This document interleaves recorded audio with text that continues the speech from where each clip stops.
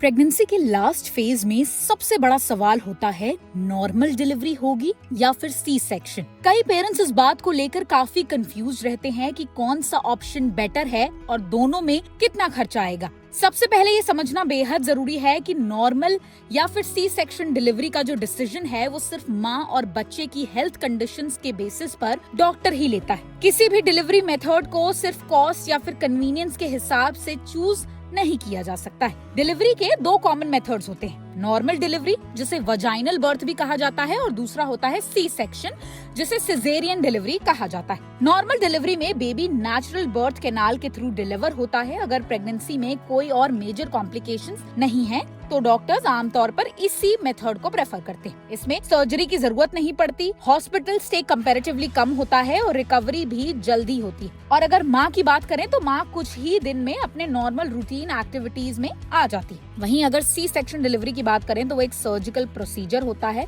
इसमें डॉक्टर माँ के एब्डोमेन और यूट्रस पर इंसिशन देकर बेबी को डिलीवर करता है।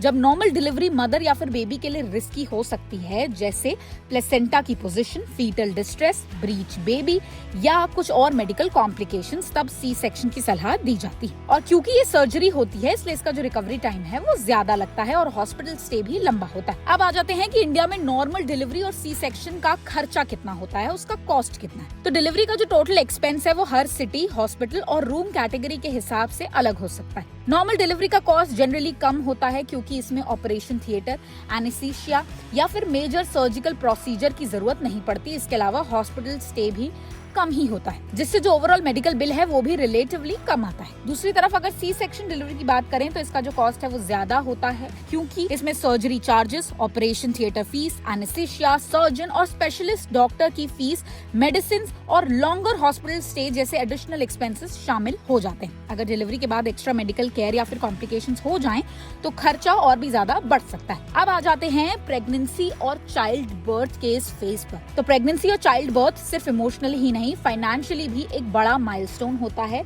इसलिए एक्सपर्ट्स मैटरनिटी इंश्योरेंस को पहले से ही प्लान करने की सलाह देते हैं। अगर आपके पास मैटरनिटी इंश्योरेंस प्लान है तो डिलीवरी के दौरान होने वाले कई मेडिकल एक्सपेंसेस कवर हो सकते हैं। पॉलिसी के टर्म्स के हिसाब से hospitalisation charges, room rent, doctor consultation fees, surgery charges और डिलीवरी रिलेटेड एक्सपेंसेस का जो कवरेज है वो आपको मिल सकता है। इसके अलावा कई प्री नेटल और पोस्ट नेटल केयर भी कवर कर सकते हैं। इसमें प्रेगनेंसी के दौरान doctor visits, diagnostic test, prescribed medicine और डिलीवरी के बाद भी फॉलोअप कंसल्टेशंस जैसे एक्सपेंसेस शामिल हो सकते। ध्यान रखें, हर इंश्योरेंस पॉलिसी की कवरेज, वेटिंग पीरियड, एक्सक्लूशंस और क्लेम कंडीशंस अलग जरूर हो सकती हैं। इसलिए कोई भी प्लान लेने से पहले उसकी पॉलिसी डॉक्यूमेंट्स को ध्यान से पढ़ना और अपनी नीड्स के हिसाब से कंपेयर करना बेहद जरूरी है। आखिर में बस इतना ही कि सबसे इम्पोर्टेंट बात यह है कि नॉर्मल डिलीवरी और सी सेक्शन में कौन सा ऑप्शन चूज करना है, इसका फैसला हमेशा क्वालिफाइड डॉक्टर ही माँ और बेबी दोनों की मेडिकल कंडीशन देखकर करते हैं। हेल्दी प्लानिंग के साथ अगर फाइनेंशियल प्लानिंग भी सही हो तो चाइल्ड बर्थ का जो सफर है वो स्ट्रेस फ्री बन सकता है। अगर आपको ये वीडियो पसंद आई हो और आपको ये वीडियो इन्फॉर्मेटिव लगी हो तो इसे लाइक और शेयर जरूर कीजिए और ऐसी ही और हेल्थ से जुड़ी हर छोटी बड़ी अपडेट के लिए जुड़े रहें ओनली माय हेल्थ के साथ।